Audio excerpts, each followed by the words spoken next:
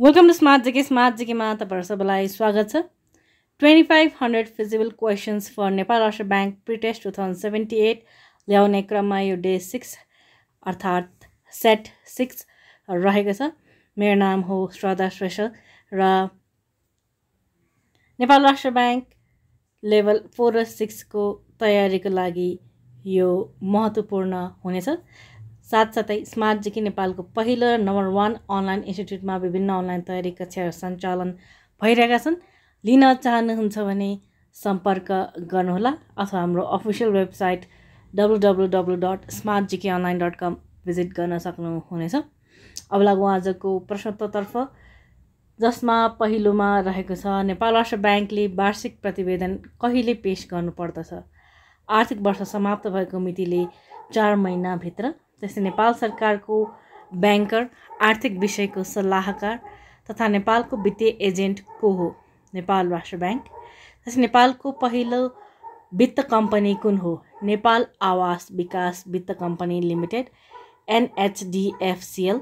त्यसै नेपाल आवास विकास वित्त कम्पनी लिमिटेडको स्थापना कहिले भएको हो? विक्रम सम्वत 2049 श्रावण 11 गते। त्यसै नेपालको पहिलो ग्रामीण विकास बैंक कुन हो?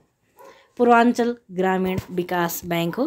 त्यसै पूर्वाञ्चल ग्रामीण विकास बैंकको स्थापना कहिले गरिएको हो? विक्रम सम्वत 2049 फागुन 17 गते। त्यसै नेपाल राष्ट्र बैंकको सञ्चालक समितिमा कतिजना सञ्चालकहरू रहने व्यवस्था छ? 3 जना। त्यसै नेपाल सरकार मन्त्री परिषदले गभर्नरको नियुक्तिका लागि सिफारिस गर्न कसको अध्यक्षतामा एक समिति गठन गर्ने व्यवस्था रहेको छ? अर्थमन्त्रीको अध्यक्षतामा। त्यसै गभर्नरको नियुक्तिका लागि सिफारिस गर्न गठित समितिमा कुल कति सदस्य रहने व्यवस्था छ? 3 जना। त्यसै गभर्नरको नियुक्तिका लागि नेपाल सरकार मन्त्री परिषद समक्ष सिफारिस गर्दा सिफारिस समितिले कतिजनाको नाम सिफारिस गर्ने व्यवस्था छ? 3 जना।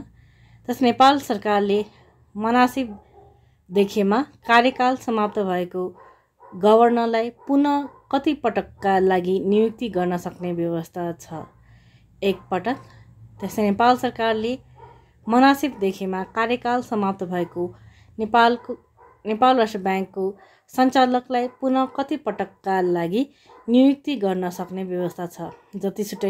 जतिसुकै पटकका लागि पनि। त्यस्तै नेपाल राष्ट्र बैंकको गभर्नरले को समक्ष लिखित राजीनामा दिई आफ्नो पदबाट हट्न सक्ने व्यवस्था रहेको छ? नेपाल सरकार। त्यस्तै बैंक वा वित्तीय संस्थाको सञ्चालक समितिमा कतिजना सञ्चालकहरू रहने व्यवस्था छ? कम्तीमा 5 र बढीमा 7 जना। त्यस्तै नेपाल सरकारले वार्षिक बजेट तयार गर्दा आन्तरिक ऋण लगायत अधिविकर्षको सम्बन्धमा कोसँग परामर्श लिने व्यवस्था छ? नेपाल राष्ट्र बैंक। जस्तै वाणिज्य बैंक तथा वित्तीय संस्थाले बैंकिङ तथा वित्तीय कारोबार गर्न कहाँबाट इजाजत पत्र लिनुपर्दछ? नेपाल राष्ट्र बैंक। जस्तै बैंक तथा वित्तीय संस्था सम्बन्धी ऐन 2073 अनुसार वित्तीय स्वार्थ हुनलाई कति प्रतिशत भन्दा बढी स्वामित्व धारण गरेको शेयर धनी हुनु पर्दछ? 1%। बैंक तथा वित्तीय संस्थाले आफ्ना कर्मचारीका लागि कति प्रतिशत शेयर छुट्याउन सक्ने व्यवस्था छ? 0.5%। जस्तै बैंक वा वित्तीय संस्थाले प्रत्येक आर्थिक वर्ष समाप्त भएको कति अवधिभित्र आफ्नो वासलात तथा नाफा नोक्सान हिसाबको विवरण राष्ट्र बैंक समक्ष पेश गर्नुपर्ने व्यवस्था छ? 3 महिना। त्यसै साधारण सभाले एउटै लेखा परीक्षकलाई लगातार कति पटकभन्दा बढी अवधिको लागि नियुक्ति गर्न सक्दैन? 3 पटक। त्यस्तै ब्याङ्किङ कसुर तथा सजाय ऐन 2064 को प्रमाणीकरण कहिले भएको हो?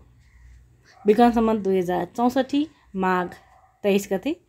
त्यसै ब्याङ्किङ कसुर तथा सजाय ऐन 2064 को प्रथम संशोधन कहिले भयो? विक्रम सम्वत 2073 असोज 18 गते। त्यसै वित्तीय क्षेत्र विकास रणनीति कार्यान्वयनको लागि गठन हुने कार्यान्वयन समितिको संयोजक को हुने व्यवस्था गरिएको छ? गभर्नर। त्यस्तै वित्तीय क्षेत्र विकास रणनीति कार्यान्वयन समितिको सचिवालय कहाँ रहन्छ? नेपाल राष्ट्र ब्याङ्क संस्थागत योजना विभाग।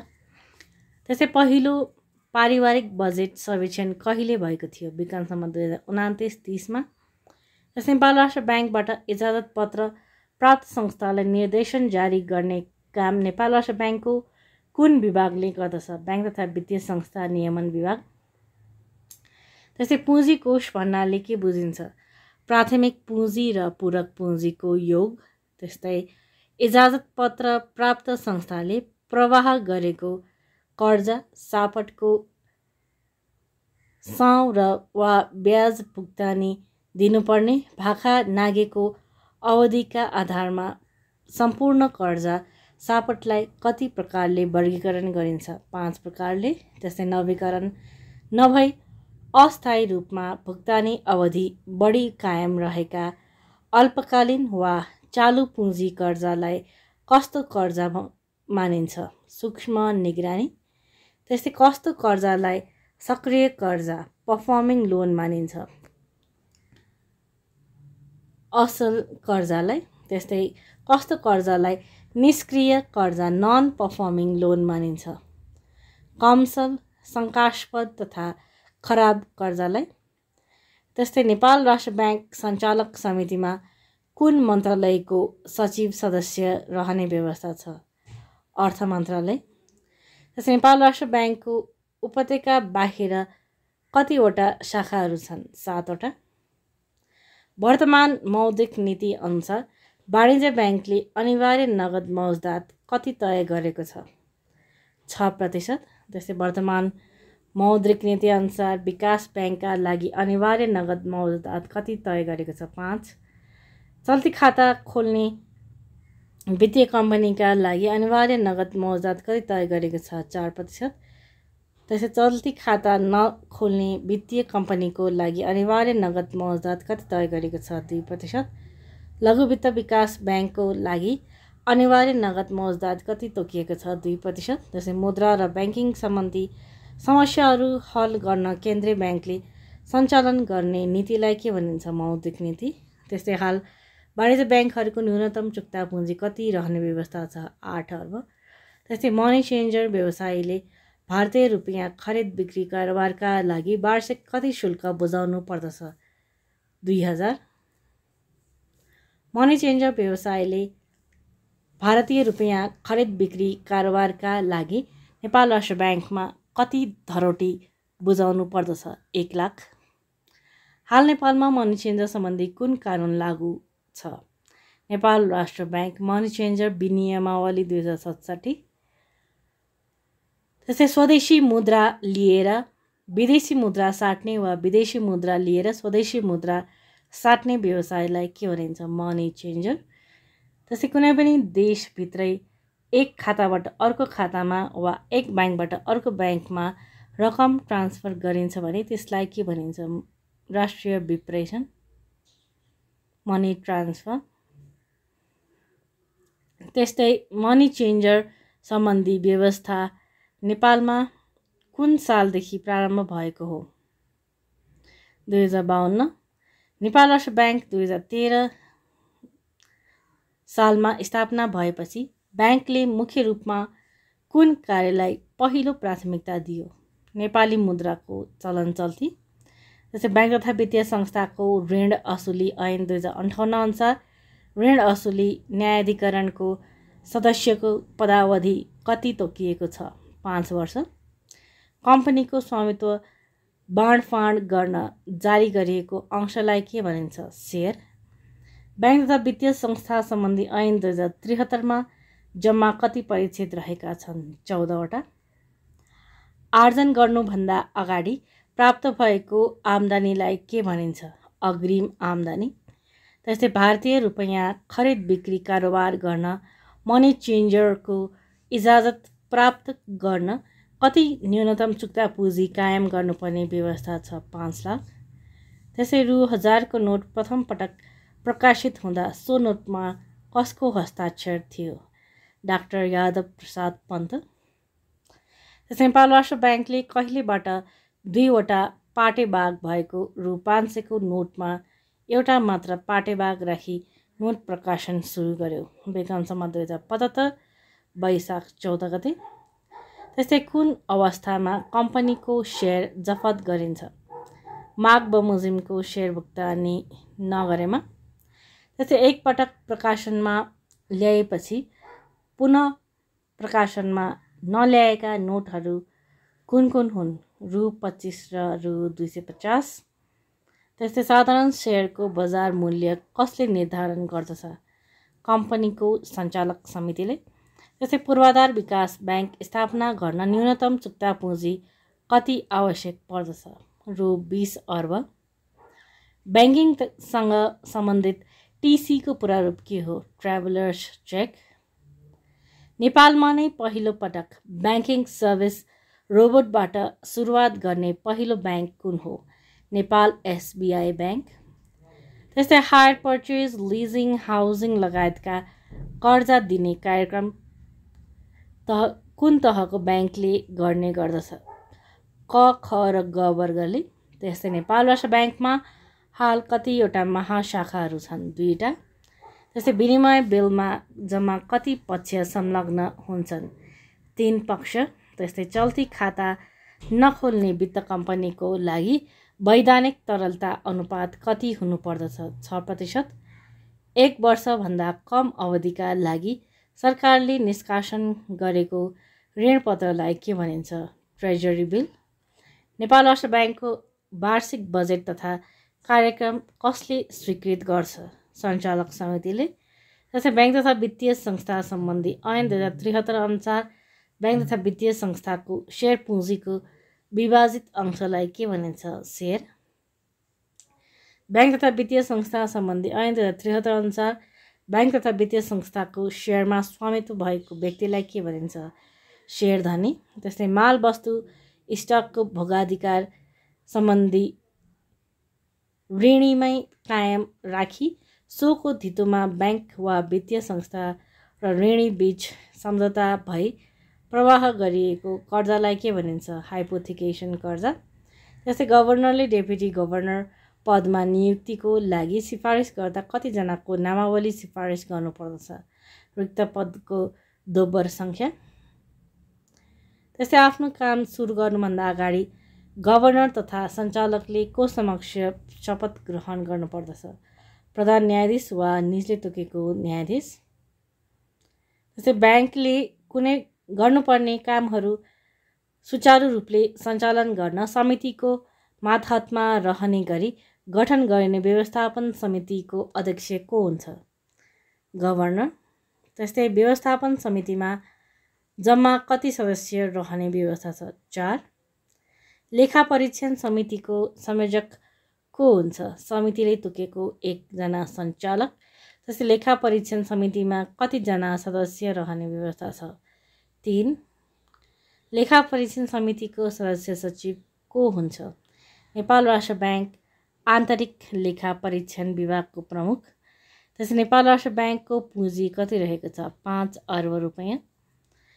नेपाल राष्ट्र ब्याङ्कको पुँजी कसले प्रदान गर्दछ? नेपाल सरकार। त्यसै नेपाल सरकारले नेपाल राजपत्रमा सूचना प्रकाशन गरी जुनसुकै दरको ब्याङ्क नोट कुनै तोकिएको ठाउँ वा अड्डामा बाहेक अन्यत्र नचल्न गराउन सक्ने व्यवस्था रहेको छ। सोको लागि कसको राय लिनुपर्दछ? नेपाल राष्ट्र ब्याङ्कको सञ्चालक समितिको। त्यस्तै ब्याङ्क नोट निष्कासन गर्दा नोटमा देखिने चित्र, आकार र दर कसको स्वीकृति बमोजिम हुने व्यवस्था छ? नेपाल सरकार। त्यस्तै ब्याङ्क नोट निष्कासन गर्दा नोटमा नदेखिने चित्र, आन्तरिक सुरक्षाको व्यवस्था, ब्याङ्क नोट छपाई गर्ने वस्तु तथा अन्य पदार्थ कसको निर्णय बमोजिम हुने व्यवस्था छ? नेपाल राष्ट्र ब्याङ्कको सञ्चालक समितिको। त्यस्तै ब्याङ्क तथा वित्तीय संस्था सम्बन्धी ऐन 2073 अनुसार वित्तीय स्वार्थ हुनलाई कति प्रतिशतभन्दा बढी सेयर स्वामित्व धारण गरेको सेयर धनी हुनुपर्दछ? 1%। ब्याङ्क तथा वित्तीय संस्था सम्बन्धी ऐन 2073 अनुसार ब्याङ्क तथा वित्तीय संस्थाको सेयर पुँजीको विभाजित अंशलाई के भनिन्छ? सेयर। त्यसै माल वस्तु स्टकको भोगाधिकार सम्बन्धी ऋणीमै कायम राखी सोको धितोमा बैंक वा वित्तीय संस्था र ऋणी बीच सम्झौता भई प्रवाह गरिएको कर्जालाई के भनिन्छ? हाइपोथेकेसन कर्जा। त्यसै बैंक तथा वित्तीय संस्थाको स्थापनाका लागि पूर्व स्वीकृति लिन निवेदन दिने व्यक्ति बैंक वा वित्तीय संस्थासँगको कुनै कारोबारमा कालो सूचीमा परेको भए सो फुकुवा भएको कति अवधि व्यतीत हुनुपर्ने व्यवस्था छ? 3 वर्ष। बैंक वा वित्तीय संस्थाले आफ्नो कुल जारी पुँजीको कम्तीमा कति प्रतिशत सेयर सर्वसाधारणलाई बिक्री वितरण गर्नको लागि छुट्याउनु पर्दछ? 30%। त्यसै बैंक तथा वित्तीय संस्थाले आफ्ना कर्मचारीको लागि कति प्रतिशत सेयर छुट्याउन सक्ने व्यवस्था छ? 0.5%। त्यसै बैंक वा वित्तीय संस्थाले चाहेमा राष्ट्र बैंकले तोकेको प्रक्रिया पुरा गरी संस्थापक सेयर समूहको स्वामित्व कति प्रतिशतभन्दा कम नहुने गरी बाँकी अंश सर्वसाधारण सेयर समूहमा परिणत गर्न सक्ने व्यवस्था छ? 51%।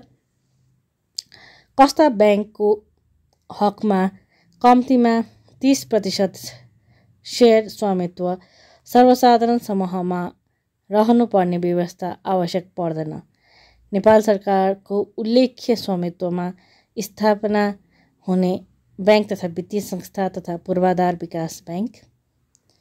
जस्तै बैंक वा वित्तीय संस्थाको संस्थापकले वित्तीय कारोबार सञ्चालन गरेको कम्तीमा कति अवधि नपुगेसम्म आफ्नो नाममा रहेको सेयर बिक्री गर्न वा धितो बन्धक राख्न पाइँदैन? 5 वर्ष।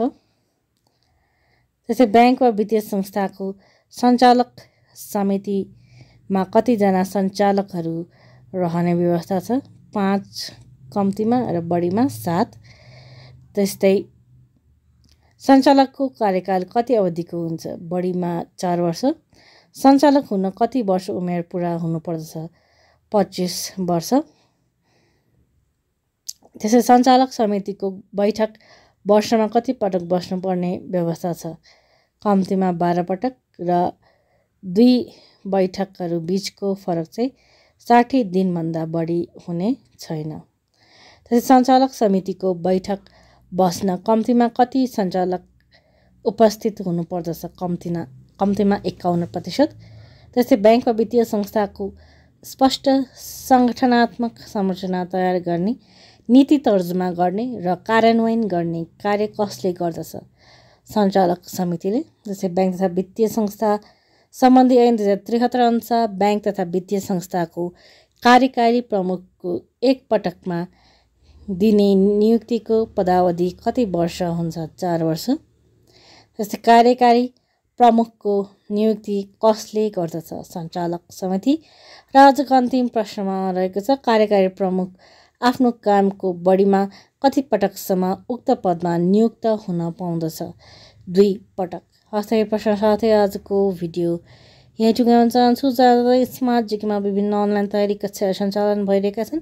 त्यस्तै विभिन्न किताबहरू पनि तपाईँहरूले सुपथ मूल्यमा किन्न सक्नुहुनेछ र स्टडी रुमको पनि व्यवस्था छ, तपाईँहरू आएर पढ्न सक्नुहुनेछ र तपाईँहरूले मक एक्जाम पनि दिन सक्नुहुनेछ। MCQमा हुनेछ मक एक्जाम र त्यसको जानकारीको लागि तपाईँहरूले यहाँ सम्पर्क गर्न सक्नुहुनेछ अथवा हाम्रो अफिसियल वेबसाइट www.smartgkonline.com भिजिट गर्न सक्नुहुनेछ अथवा हाम्रो एप स्मार्ट जिके डाउनलोड गरेर पनि विभिन्न कक्षाहरू लिन सक्नुहुनेछ।